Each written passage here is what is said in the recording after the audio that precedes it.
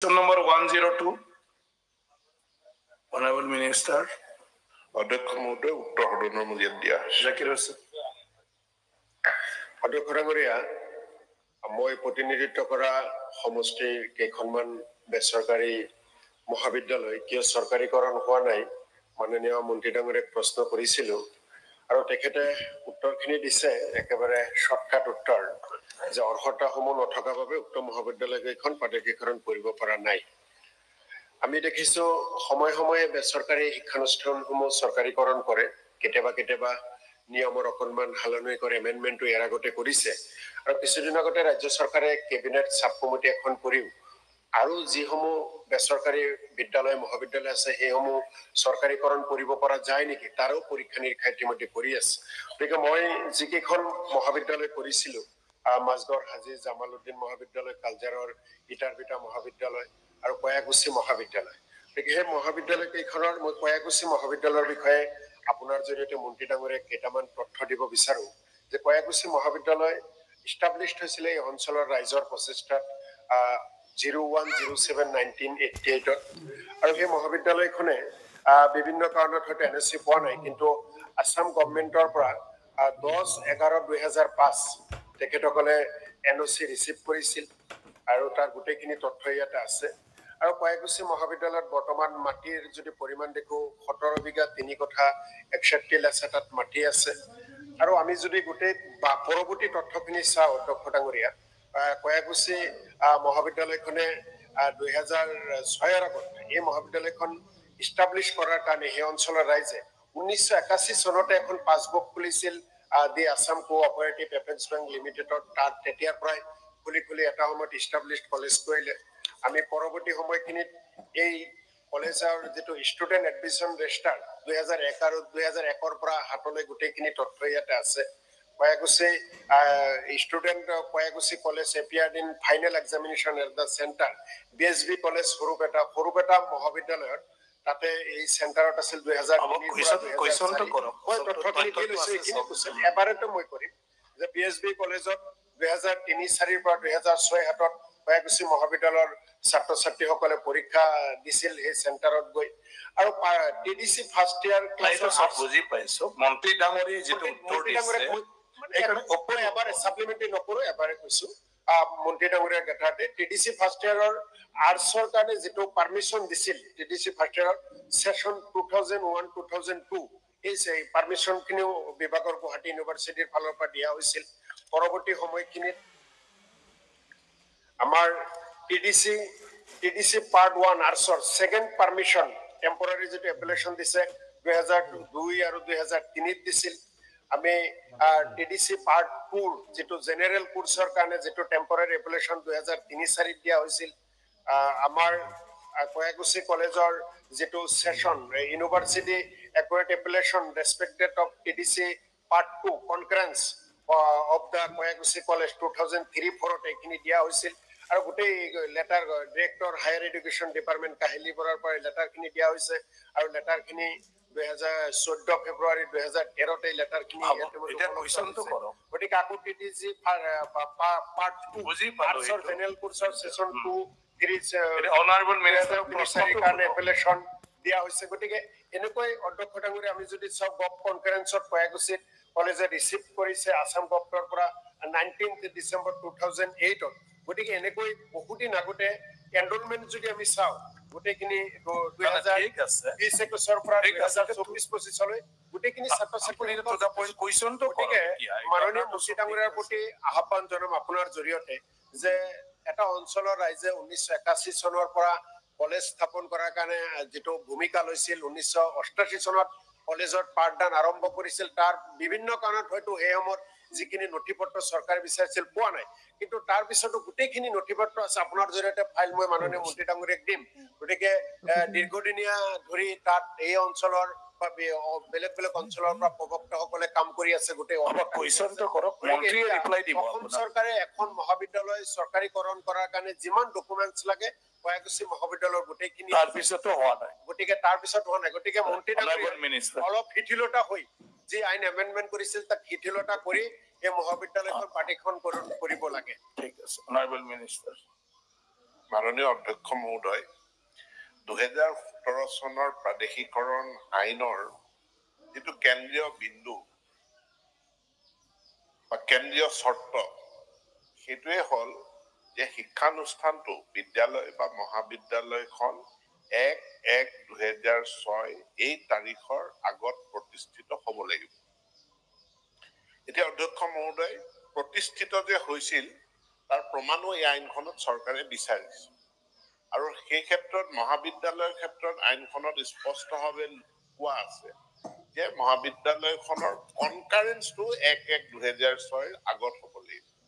এতিয়া কনকাৰেন্স মানে মহাবিদ্যালয়খনৰ যি বিশ্ববিদ্যালয়ে এফিলিয়েশ্যন দিয়ে সেই এফিলিয়েশ্যনৰ ওপৰত কনকাৰেন্স। কয়াকুছি মহাবিদ্যালয়খনৰ কনকাৰেন্স 1/1/2006 আগত নহয়, এইটো 2008 চনত তেওঁলোকে কনকাৰেন্স লাভ কৰিছিলে। সেইকাৰণে কয়াকুছি মহাবিদ্যালয়খন মানে প্ৰভিন্সিয়েলাইজেশ্যনৰ আওতাৰ ভিতৰত অহা নাই। তেখেতে অন্য বহুত ডকুমেণ্ট তথ্যৰ কথা কৈছে, এইবিলাক আমাৰ প্ৰয়োজন নাই। মূল কেন্দ্ৰীয় বিন্দুটো হ'ল যে 1/1/2006 আগত নে পিছত। এতিয়া তেওঁলোকে কৈছে যে ইয়াৰ বিকল্প কনকাৰেন্সৰ বিকল্প ল'ব লাগে। তেওঁলোকে কিন্তু 2005 চনত NOC লাভ কৰিছিল। কৈছে যে কনকাৰেন্সৰ বিকল্প হিচাপে NOCটো হ'ব পাৰে নেকি বা বিশ্ববিদ্যালয়ৰ এফিলিয়েশ্যন হ'ব পাৰে নেকি, এই কথাটো মোক বহুতে আবেদন নিবেদন কৰিছে যে আমি 1/1/2006 আগত প্ৰতিষ্ঠিত, কিন্তু আমাৰ কনকাৰেন্স নাই, আমি NOC অসম চৰকাৰৰ পৰা লাভ কৰিছিলো, ইয়াক বিকল্প প্ৰমাণিত তথ্য হিচাপে গ্ৰহণ কৰিব নেকি। অধ্যক্ষ মহোদয়, ইতিমধ্যে এখন কেবিনেট সাব কমিটি গঠন হৈছে। কেবিনেট সাব কমিটিত এই বিষয়টো দাখিল কৰা হৈছে বিবেচনাৰ কাৰণে। গতিকে কেবিনেট সাব কমিটিৰ সিদ্ধান্ত সাপেক্ষে বা তাৰ পৰৱৰ্তী পৰ্যায়ত কেবিনেটৰ সিদ্ধান্ত সাপেক্ষে কনকাৰেন্সৰ বিকল্প মহাবিদ্যালয়ৰ ক্ষেত্ৰত লোৱা হ'বনে নহয় এই সম্পৰ্কে সিদ্ধান্ত হ'লে কয়াকুছি কলেজখন বিবেচনালৈ আহিব। আজিৰ তাৰিখত কয়াকুছি মহাবিদ্যালয়খন প্ৰতিষ্ঠিত আইনখনৰ অধীনত বিবেচনালৈ অহা নাই। ধন্যবাদ। ধন্যবাদ ৰফিকুল। হৈছে আৰু নাই ৰিপ্লাই দিলে, সাব কমিটি বনাইছে এতিয়া। নাই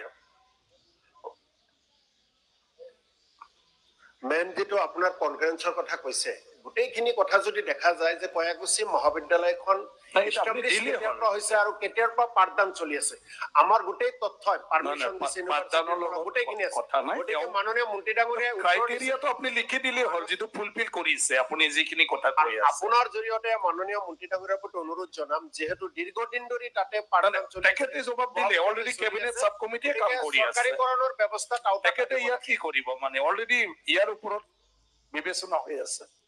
ৰফিকুল ইছলাম। মাননীয় অধ্যক্ষ মহোদয়, মন্ত্ৰী মহোদয়ে এটা ৰিপ্লাই তেখেতে সামহাও পজিটিভলি দিছে যে কেবিনেট সাব কমিটিয়ে চিন্তা কৰি আছে যে বিকল্প নথি হিচাপে এই পাৰমিশন আৰু এফিলিয়েশ্যনটো ল'ব পাৰি নেকি।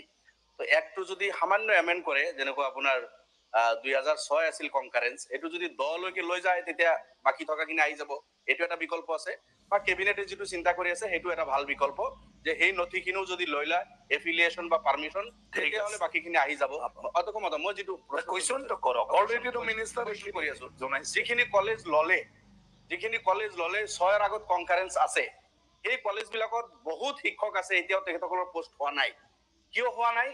কলেজ হৈ গ'ল, কিছুমানৰ হ'ল কিছুমানৰ নহ'ল। কণ্ডিশ্যন লগালে 1/1/2006 আগত 2013 যেতিয়া কলেজ ললে যে কলেজৰ কনকাৰেন্স হলে যথেষ্ট। 21 যেতিয়া ললে তেতিয়া কলেজৰ ডিপাৰ্টমেণ্টৰ কনকাৰেন্স ইণ্ডিভিজুৱেলি লাগিব। এই কাৰণে বহুত শিক্ষক বঞ্চিত হ'ল। মই অনুৰোধ কৰিম মন্ত্ৰী মহোদয়ক, 2013 লওঁতে যেতিয়া কণ্ডিশ্যন আছিল অনলি কলেজৰ কনকাৰেন্স ইজ এনফ, গতিকে পিছৰ পৰ্যায়ৰ যিখিনি বাদ পৰিল, এই শিক্ষকবিলাক 18-20 বছৰ কাম কৰিছে, এটা ডিপাৰ্টমেণ্টৰ 4জন শিক্ষক বিনা বেতনে কাম কৰি আছে, কলেজবিলাক চাফাৰ কৰি আছে, নেক ফেচ কৰিব পৰা নাই, 10-15 জন শিক্ষকে কাম কৰি আছে, এনেকুৱা হৈছে। গতিকে সেই কণ্ডিশ্যনটো যিহেতু একটোতো কিজানি নাই, গতিকে ডিপাৰ্টমেণ্টৰ কনকাৰেন্সটো নধৰি যিখিনি লৈ ললে সেই কলেজৰ সমূহ শিক্ষকক লৈ লোৱাৰ এই কেবিনেটত আপোনালোকে যিহেতু কৰিব, মন্ত্ৰীৰ পৰা এটা পজিটিভ ৰিপ্লাই বিচাৰিছো। অধ্যক্ষ মহোদয়, কনকাৰেন্স শব্দটোৰ অৰ্থ হ'ল যে কোনোবাই কিবা এটা এটা বেলেগ বিভাগে বা বেলেগ অথৰিটিয়ে এটা অনুমতি প্ৰদান কৰিছে, মই তাত সহমত পোষণ কৰিছো।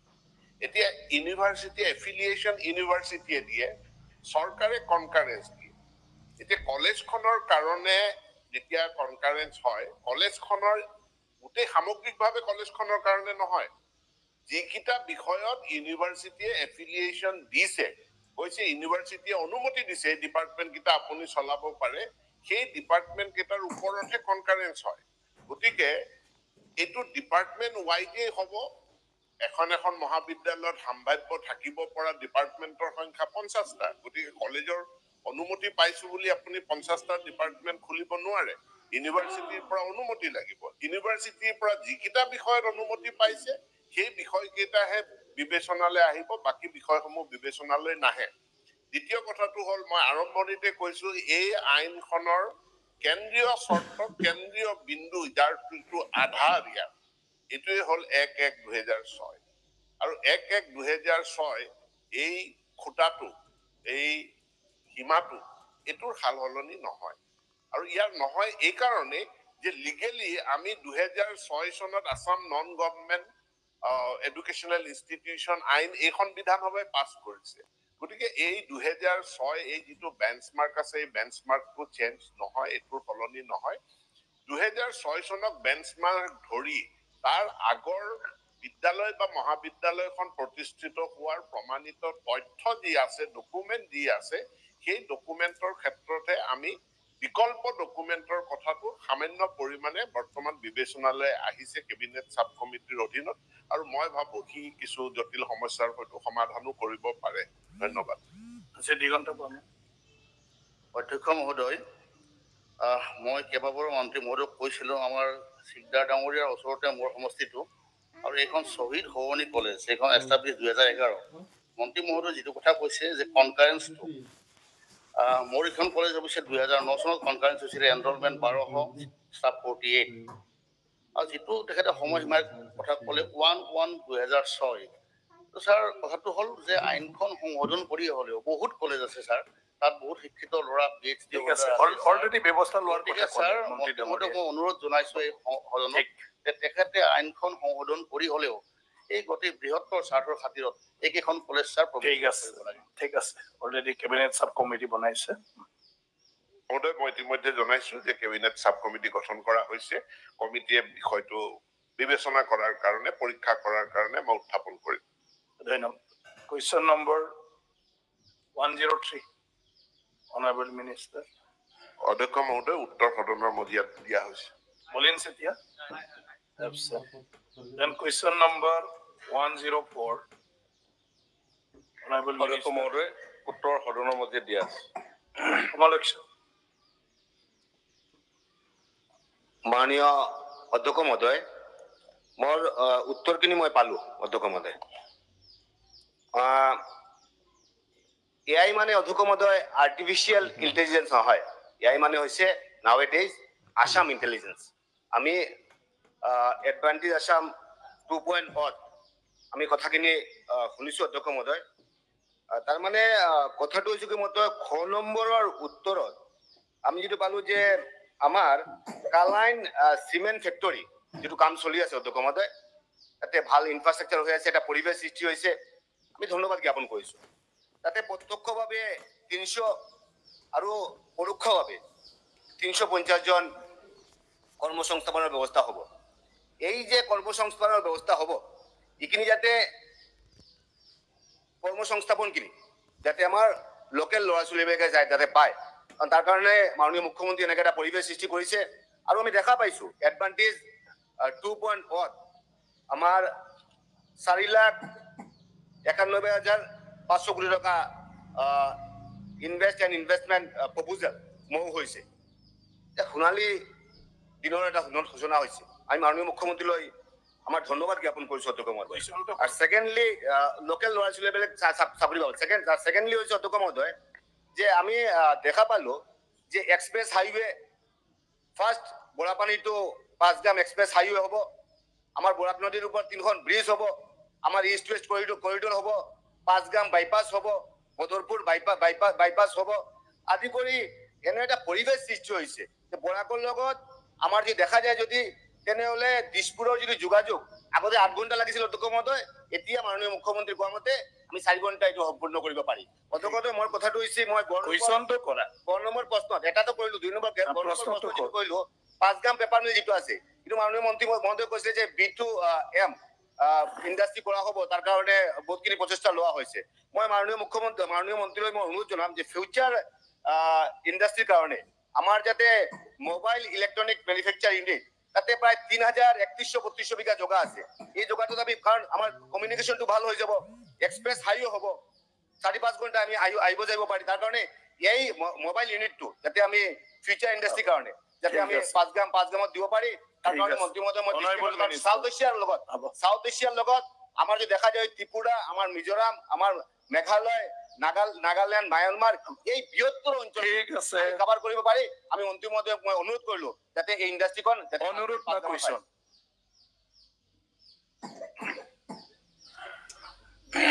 মাননীয় অধ্যক্ষ মহোদয়, মাননীয় সদস্য কমলাক্ষ দে পুৰকাষ্টই দুটা বিষয় লৈ আজি প্ৰশ্ন উত্থাপন কৰিছে। এটা কালাইনত চিমেণ্ট উদ্যোগ আৰু 5 গ্ৰাম যিটো পেপাৰ মিল, তাত এটা বেম্বটো মিথানল প্ৰকল্প গঠনৰ বিষয়ে উল্লেখ কৰি মাননীয় অধ্যক্ষ মহোদয়, আপুনি এটা কথা জানি ভাল পাব যে মাননীয় মুখ্যমন্ত্ৰী ডাঙৰীয়াই আমাৰ চৰকাৰৰ যিসমূহ পৰম্পৰাগত পলিচি আছে সেই পলিচিৰ পৰা অলপ আঁতৰি অকণমান ইউনিক দৃষ্টিভংগীৰে তেখেতে এটা নতুন ধাৰণা উদ্যোগীসকলৰ মাজত সৃষ্টি কৰিলে। সেইটো হ'ল কাষ্টমাইজ পলিচি।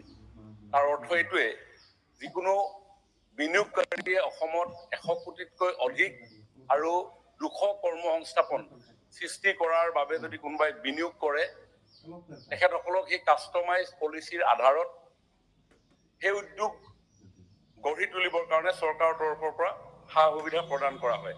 আৰু তাৰ বাবে এখন স্ক্ৰুটিনি কমিটি আছে, এখন এম্পাৱাৰ কমিটি আছে। প্ৰথমে স্ক্ৰুটিনি কমিটিখনে চোৱা চিতা কৰি এম্পাৱাৰ কমিটিলৈ প্ৰেৰণ কৰে আৰু এম্পাৱাৰ কমিটিখনে সমগ্ৰ দিশ পুংখানুপুংখভাৱে বিশ্লেষণ কৰাৰ অন্তত সিদ্ধান্ত গ্ৰহণ কৰে। এই এম্পাৱাৰ কমিটিত অধ্যক্ষতা উদ্যোগ মন্ত্ৰীয়ে কৰে আৰু তাতে আমাৰ যিসমূহ ডিপাৰ্টমেণ্ট জড়িত হ'ব লাগে সকলো ছিনিয়ৰ ছেক্ৰেটাৰী উপস্থিত থাকে আৰু বিনিয়োগকাৰী উপস্থিত থাকে আৰু সকলোৰে সহযোগত বুজাবুজিৰ মাজেদি এই উদ্যোগ স্থাপনৰ কাৰণে আমি সন্মতি প্ৰকাশ কৰোঁ। পৰৱৰ্তী সময়ত কেবিনেটত পাছ কৰাৰ পিছত এমঅইউ স্বাক্ষৰ হয়। আপুনি জানি ভাল পাব যে সেই কাষ্টমাইজ পলিচিৰ আধাৰত অসমত এতিয়ালৈকে প্ৰায় 50,000 কোটি টকাৰো অধিক বিনিয়োগ সম্ভৱ হৈছে আৰু তাৰে অন্তৰ্গত এই কালাইনৰ চিমেণ্ট ফেক্টৰী আৰু 5 গ্ৰাম পেপাৰ মিলত থকা বেম্বো টু মিথানল।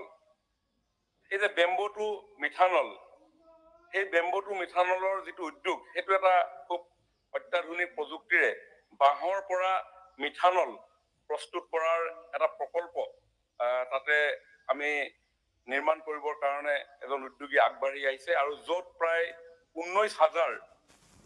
19,000জন লোক তাতে কৰ্মসংস্থাপিত হ'ব আৰু প্ৰায় 2,000 কোটি টকা তাতে বিনিয়োগ হ'ব। আৰু অন্যহাতে ৰাজ্যখনৰ যি অৰ্থনীতি, সেই অৰ্থনীতিটো যথেষ্ট পৰিমাণৰ GST আমি পাবৰ কাৰণে সক্ষম হ'ম। আৰু আমাৰ যি 5 গ্ৰাম পেপাৰ মিল, তাত আমাৰ প্ৰায় 2,916 বিঘা তাতে আমাৰ মাটি আছে আৰু ইতিমধ্যে প্ৰায় 209 বিঘা আমি মাটি ইতিমধ্যে এলটমেণ্ট দিছোঁ।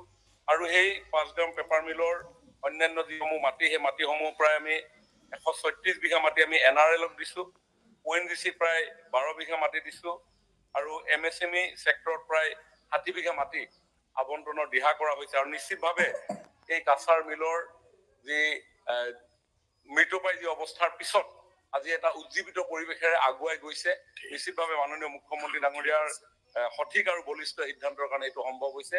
গতিকে মই বৰাক অঞ্চলৰ ৰাইজৰ কাৰণে আগন্তুক দিনত 5 গ্ৰামে এটা আশাৰ বাতৰি যে কঢ়িয়াই আনিব, এই কথা নিশ্চিত। ঠিক আছে। অধ্যক্ষ মহোদয়, গ্লোবেলাইজেশ্যন এক মিনিটৰ ভিতৰত শেষ কৰিম। মানে 1 মিনিট নালাগে, 1 মিনিটৰ ভিতৰত শেষ কৰিম। টু দ্য পইণ্ট কুৱেশ্যনটো কৰক, যদি কুৱেশ্যন আছে। অধ্যক্ষ মহোদয়, ডিবেট নহয়। ৰেলৱে ট্ৰেক এটা ফেক্টৰী এটা আছে অধ্যক্ষ মহোদয়।